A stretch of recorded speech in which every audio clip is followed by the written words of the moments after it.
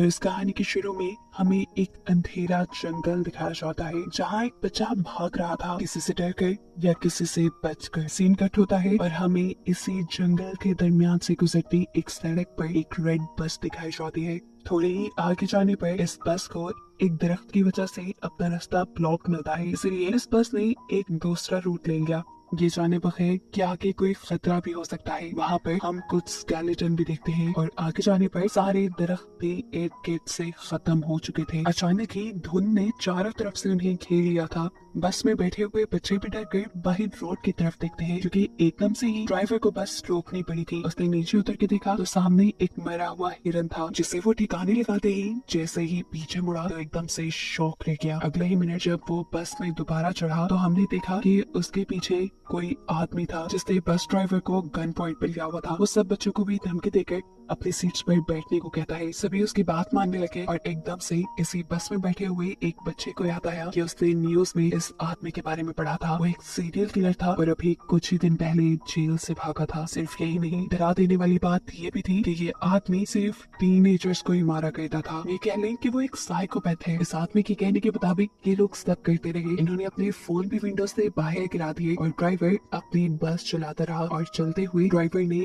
एक और sign board miss कर दिया जिस पर लिखा था कि वो एक मिलिट्री की खाली जोन की तरफ बढ़ रही है। यानी एक ऐसा एरिया जहाँ सालों पहले रिसर्च की गई थी, लेकिन अब वहाँ पर कोई इंसान नहीं रहता था। एक टनल थी जिसमें इस टाइम बहुत सी लाइट्स चल रही थी और इसी टनल के अंदर एकदम से उनकी बस रुक जाती है। इन्हें मालूम हुआ कि बस का इंजन खराब हो गया है। उस साइकोपैथ किलर को लगा कि ड्राइवर उसके साथ चालाकी कर रहा है, इसीलिए उसने एक बच्चे को गन पॉइंट पे ले लिया और ड्राइवर से कहा, चलो उतरो नीचे और मेरे सामने बस ठीक करो। कोई भी चालाकी करने की कोशिश की तो मैं इस बच्चे को मार डालूंगा। इसी दौरान अचानक इस टनल की लाइट भी चली गई। ये सभी अचानक घबरा गए। एकदम से ही इस अंधेरी टनल में इन्हें खौफनाक आवाजें सुनाई देने लगी। किलर ने ड्राइवर को इशारा किया कि जाओ जाकर देखो वहाँ क्या है। ड्राइवर भी अपनी टॉर्च लेकर आगे बढ़ा। जैसे जैसे वो खूब अंधेरे की तरफ बढ़ता रहा, उसे एक साया दिखाई देने लगा। करीब जाने पर पता चला वो तो एक भयानक दिखने वाला मॉन्स्टर था। ड्राइवर ने डर के चीख मारी और उस मॉन्स्टर ने उसे चेस्ट से पकड़कर मार डाला।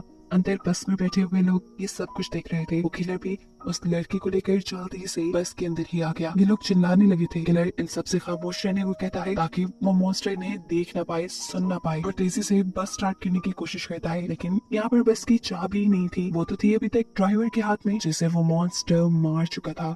वो इन बच्चों को काम देता है ड्राइवर के हाथ से चाबी लाने का। एक लड़की जैसे ही चाबी लाने के लिए डरते डरते ड्राइवर के पास पहुंची तो उसे देखकर वो शॉक रह गई। वो मर चुका था। लड़की को यकीन नहीं आ रहा था। हमसे उसके आंसू निकलने लगे, लेकिन ये रोने का वक्त नहीं था। उसने एहतियात से ड्राइवर के हाथ से चाबी ली और बस में वापस आ गई। बस में बैठ के भी उसकी हालत अजीब थी। बाकी बच्चे जब उससे ड्राइवर के बारे में पूछते हैं तो वो नाम सर हिला देती है, क्योंकि अब वो जिंदा नहीं रहा था। ये सुनकर ये सब बच्चे भी दुखी हो गए। यहाँ अभी किलर रेजी नाम के लड़के को बस स्टार्ट करने को कहता है, लेकिन बस तो खराब थी, कैसे स्टार्ट होती। उसे धमकी देता है कि अगर तुमने बस स्टार्ट ना की तो मैं इन सबको मार दूंगा। ये लड़का भी बाकियों से काफी जोशीला था। बिना डरे उल्टा इस किलर से ही बहस करने लगता है और मौका पाते ही पीछे से एक बच्चा उसे धक्का दे देता है। वो नीचे गिरा तो रेजी ने एकदम से उसके हाथ से एक गन छीन ली और फिर उसी के ऊपर पॉइंट कर दी। ये देखकर वो किलर हंसने लगा और उसने बोला, तुम नहीं मुझे मार सकती। अरे मारने के लिए बहुत हिम्मत चाहिए होती है जो तुम्हारे में नहीं। इससे पहले कि ये बच्चा कुछ करता, एकदम से इस बस की छत से इन्हें आवाज आती है। इस आवाज ने सबको डिस्ट्रैक्ट कर दिया और किलर ने दोबारा अपनी गन उनसे छीन ली। अब बस के ऊपर से आने वाली आवाजें भी बढ़ चुकी थी, जिसकी वजह से कि सारे बच्चे डर जाते हैं और गुस्से में किलर बस से उतरता है और चिल्लाने लगता है, जो भी हो अंधेरे से बाहर निकलो, मेरा सामना करो। वो यही सब कह रहा था कि एकदम से उसकी बोलती ही बंद हो गई। उसके चेहरे पे अजीब खौफ से भरी मुस्कुराहट आई और एकदम से किसी ने उसके ऊपर हमला कर दिया। हमला करने वाले ने उसका सर धड़ से अलग कर दिया था और बस के अंदर से ये देखकर बच्चे बिल्कुल शॉक रह गए। वो खामोश हो चुके थे क्योंकि उन्हें क्रिएचर यानी मॉन्स्टर के एक हाथ में उस आदमी का सर और वो खौफनाक सी दिखने वाली क्रिएचर नजर आ रही थी। उसके हाथ में बहुत सारे टेंटिकल्स थे जो उसने इस आदमी के सर के अंदर धंसाए हुए थे। इन्हें समझ ही नहीं आ रही थी कि ये क्या करे। ये लोग अब अपनी जान बचाने के लिए इस बस के अंदर रहने का ही डिसाइड करते हैं, लेकिन तब तक ही जब तक इन्हें अपने बस के बाहर से अजीब आवाजें सुनाई नहीं देने लगी थी। कड़कड़ाती हुई आवाज से बस का दरवाजा खुला और इन्होंने बस की सीट के ऊपर उसी मॉन्स्टर के बड़े बड़े हाथ देखे। यानी मॉन्स्टर बस के अंदर आ चुका था, जिससे बचने के लिए ये बस के दूसरे डोर से नीचे की तरफ भागने लगे, पर ये दरवाजा नहीं खुला। उनके हाथ में टॉर्च थी, जिसका मुंह गलती से जब मॉन्स्टर की तरफ होता है तो ये नोटिस करते हैं कि मॉन्स्टर इस लाइट से डर रहा है। बस इसी चीज का फायदा उठाते हुए इन्होंने उस मॉन्स्टर को लाइट के जरिए ही दूर रोक के रखा कि जितने में इनकी बस का दरवाजा भी खुल गया और ये लोग बस से उतर गए। लाइट को मॉन्स्टर की तरफ रखते हुए ये लोग आगे की तरफ भागते रहे और पहुंचे एक बंकर के अंदर। इस बंकर के अंदर एक रूम भी था, जिसपे इस पूरी जगह का एक मैप बना हुआ था, जिस देखकर ये पता चलाते हैं कि ये एक मिलिट्री बेस है। और अगर ये एक मिलिट्री बेस थी तो यहाँ पर लाइट भी हो सकती थी और कंट्रोल पैनल भी हो सकता था। और अगर इन्हें उस मॉन्स्टर से बचे रहना था तो किसी तरह इन्हें वो कंट्रोल पैनल ऑन करना था, जिससे यहाँ की लाइट्स जल जाए और वो मॉन्स्टर इनसे दूर रहे और फाइनली ये लोग बच के जा पाए। ये लोग कंट्रोल पैनल को ढूंढकर उसे ऑन करने का डिसाइड करते हैं। मैप को रखकर ये एक पूरा प्लान बनाते हैं और सोचते हैं कि आखिर कहाँ पर वो कंट्रोल पैनल हो सकता है। नोलन और उसका साथी पावर पॉइंट को ढूंढने के लिए चले जाते हैं, जबकि यहाँ पे बैठे हुए ये तीनों अजीबोगरीब तरीके से अपना टाइम पास कर रहे थे। अब कोई नहीं, इन दोनों लड़कों से कहते हैं उसे वॉशरूम जाना है। अकेले वो जा नहीं सकती थी क्योंकि उसे डर लग रहा था, इसीलिए रेजी उसके साथ चला गया। रेजी उसे बातों में तंग किया जा रहा था, इसीलिए अब कोई नहीं उसे कोई जवाब नहीं दे रही थी। काफी देर हो गई, कोई उसकी तरफ जब मुड़ी नहीं तो उसे कुछ अजीब लगा, इसलिए फाइनली उसने पीछे मुड़कर देखा तो वहाँ कोई नहीं थी ही नहीं। उसके तो होश ही उड़ गए। जोर जोर से चिल्लाते हुए वो यहाँ वहाँ क्वीनी को ढूंढने लगा। उसके दूसरे दोस्त को भी ये बात पता चल गई कि क्वीनी गायब है। ये लोग इस पूरे एरिया में क्वीनी को ढूंढने लगे और आखिर एक ऐसी जगह पहुंचे जहाँ इन्हें क्वीनी दिख गई। लेकिन इस वक्त क्वीनी के ऊपर एक मॉन्स्टर था, एक भयानक मॉन्स्टर जो बस क्वीनी को गर्दन पे काट कर खाने ही वाला था। क्वीनी की अपनी हालत तो जैसे बेहोशों की तरह हो गई थी। यहाँ पर रेजी उस मॉन्स्टर को फायर दिखाकर उसे डिस्ट्रैक्ट करता है, जबकि उसका दूसरा दोस्त उसके नीचे से क्वीनी को निकालने में कामयाब हो गया। क्वीनी और वो दोनों तेजी से यहाँ की तरफ बचकर भागने लग जाते हैं। ये सोच बके कि रेजी तो उनके पीछे है ही नहीं। असल में लड़की के हाथ से मिसाल इस मॉन्स्टर ने गिरा दी थी और वो नीचे पानी में गिर कर बुझ गई। और अब मॉन्स्टर बस उसके ऊपर हमला करने ही वाला था। उसके मुंह से अजीब सी चीजें निकल कर रेजी के मुंह पे गिर जाती हैं और ये खून था। क्वीनी और उसके दोस्त ने आखिर जब रेजी को देखा तो उनके होश ही उड़ गए। ये लोग तो अब कुछ कर भी नहीं सकते थे और इससे पहले कि ये मॉन्स्टर रेजी को खा जाता एकदम से यहाँ लाइट आ जाती है, जिसकी वजह से मॉन्स्टर डर कर रेजी को छोड़कर चला जाता है। और ये लोग समझ जाते हैं कि इनके दोस्तों को आखिर जनरेटर मिल ही गया। यहाँ नोलन और उसके साथी जिन्होंने ये जनरेटर ढूंढकर ऑन किया था, उन्हें ही पास में एक कमरा मिला जिसमें एक डेड बॉडी पड़ी हुई थी और साथ ही बहुत सारी पिक्चर और नोट्स भी थे। इन नोट्स में सिर्फ इसी क्रिएचर के बारे में इंफॉर्मेशन थी। ऐसा लग रहा था कि जैसे किसी ने इस क्रिएचर के ऊपर बहुत रिसर्च की है और फिर जैसे वो इसको मारने में कामयाब नहीं हो पाया। खैर ये सब पढ़ना इनका पॉइंट नहीं था। इनका पॉइंट था कि ये जल्द ही सेफली इस कार से निकल जाए, इसीलिए ये पीछे की तरफ मुड़ते हैं तो इन्हें दूर से एक अजीब सा शैडो दिखाई देता है। ये दोनों डर गए। इन्होंने सांस तक रोक लिया क्योंकि आने वाला मॉन्स्टर भी हो सकता था। पर मालूम हुआ कि ये कोई मॉन्स्टर नहीं बल्कि उसके तीनों साथी थे, जिनको देखकर ये खुशी से उनके पास चले गए। ये खुशी सिर्फ एक पल की थी क्योंकि अगले ही पल उन्होंने क्वीनी की गर्दन पे एक निशान देखा। वो जख्म था, बहुत गहरा जख्म जिसके अंदर से खून निकल रहा था। ये उस मॉन्स्टर के काटने की वजह से हुआ था। ऐसा भी हो सकता था कि अब क्वीनी इन्फेक्टेड होकर उस मॉन्स्टर में बदल जाए। उनमें से कहता है कि शायद हमें क्वीनी को साथ नहीं रखना चाहिए, लेकिन ये लोग ऐसा नहीं करते। ये क्वीनी को साथ ही रखते हैं। उसके साथ आके क्या होने वाला है इस चीज की इन्फॉर्मेशन लेने के लिए ये दोबारा उसी कमरे में जाते हैं जहाँ पहले उन्हें बहुत से नोट्स मिले थे उस मॉन्स्टर के बारे में। वहाँ पड़े हुए बहुत से नोट्स में से वो एक नोटबुक उठाते हैं और उसे पढ़ना शुरू करते हैं। ये एक लड़के की कहानी थी जिसे अपनी बहन के साथ नई नई जगहों को एक्सप्लोर करना बहुत अच्छा लगता था।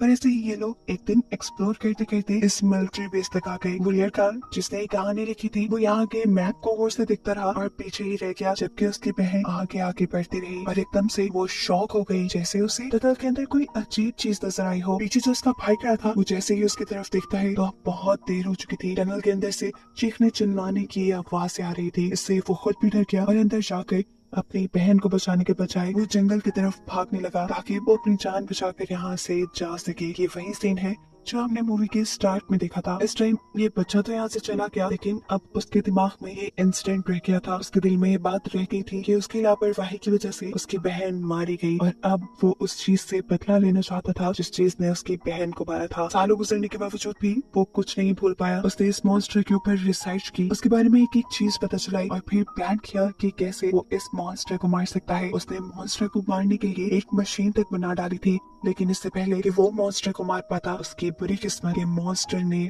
उसके यहाँ होने का पता चला लिया और उसे ही मार डाला। उसी के बनाए नोट से ये लोग ये भी पता चला पाते हैं कि वो मॉन्स्टर जिसके ऊपर हमला कर लेता है या जिसका खून चख लेता है, उसे मार कर ही रहता है। और अब क्वीनी के ऊपर बहुत ज्यादा खतरा था। ये लोग फैसला करते हैं कि क्वीनी को बचाने के लिए ये लोग लड़ेंगे। उस आदमी ने जो काम शुरू किया था उसे ये लोग पूरा करेंगे, उसकी मशीन को ये लोग कंप्लीट करेंगे और उस मॉन्स्टर को मार देंगे। लेकिन क्वीनी यहाँ कहती है, नहीं, मेरी वजह से कोई अपने आप को खतरे में नहीं डालेगा। लेकिन उसके सारे ही दोस्त अच्छे थे, वो कहते हैं नहीं, हम सारे यहाँ से जिंदा ही बचकर निकलेंगे। ये सोचकर ये सभी एक दूसरे को गले लगाते हैं और फिर एक साथ अपने प्लान पे वर्क करना शुरू कर देते हैं। कुछ देर की मेहनत के बाद ये लोग उस आदमी की बनाई मशीन को मुकम्मल कर भी लेते हैं, जो अब पूरी तरह काम कर रही थी। ये देखकर ये लोग बहुत खुश हुए, लेकिन अभी मेन काम बाकी था, उस मॉन्स्टर को इस मशीन के सामने लाना, जिसके लिए ये लोग एक ट्रैप बनाते हैं। क्वीनी के खून से भीगे हुए कपड़े ये लोग एक खाली जगह पर रख देते हैं ताकि उसे सूंघते हुए वो क्रिएचर वहाँ तक आ जाए। थोड़ी दूरी पर उन्होंने क्वीनी को भी खड़ा किया हुआ था ताकि मॉन्स्टर सही जगह पर आए और ये लोग फिर लाइट जलाकर उसे मार दें। इनके प्लान के मुताबिक वो मॉन्स्टर इनके सामने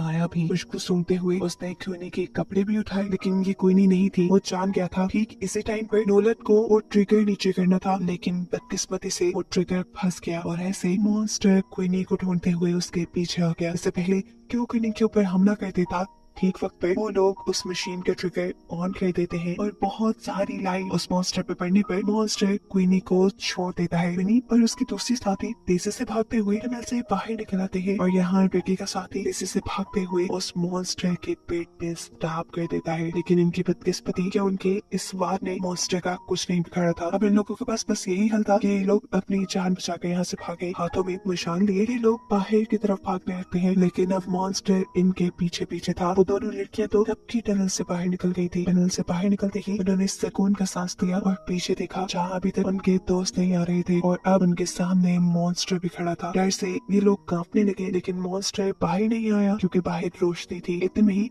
पीछे हम उन तीनों लड़कों को भी देखते हैं जो अब इस मॉन्स्टर के करीब आकर पीछे से उसे आग लगाकर टनल से बाहर आ गए। वो मॉन्स्टर आग में चल गया और फाइनली इनका प्लान सक्सेसफुल रहा। इन्होंने उस मॉन्स्टर को मार दिया था। इन सब की जान बच गई थी, ना सिर्फ अपने लिए, इन्होंने यहाँ आने वाले आगे सभी लोगों के लिए खतरा खत्म कर दिया था। इसीलिए ये बहुत खुश थे। कहानी के आखिरी सीन में ये बच्चे अपने ड्राइवर को याद करते हैं जिसने इनसे एक पहेली पूछी थी कि वो ऐसी क्या चीज है जो हर मुसीबत से हमें बाहर निकाल देती है। उस टाइम तो इन्हें इस पहेली का जवाब नहीं आया था, लेकिन अब ये लोग समझ गए थे कि वो चीज हिम्मत है जो किसी भी इंसान को किसी भी मुश्किल से बाहर निकाल देती है। मरते हुए भी ड्राइवर इन्हें बहुत बड़ा सबक दे चुका था जो इनकी लाइफ में बहुत काम आने वाला था। और बस यही बताते हुए ये कहानी यहाँ खत्म हो जाती है।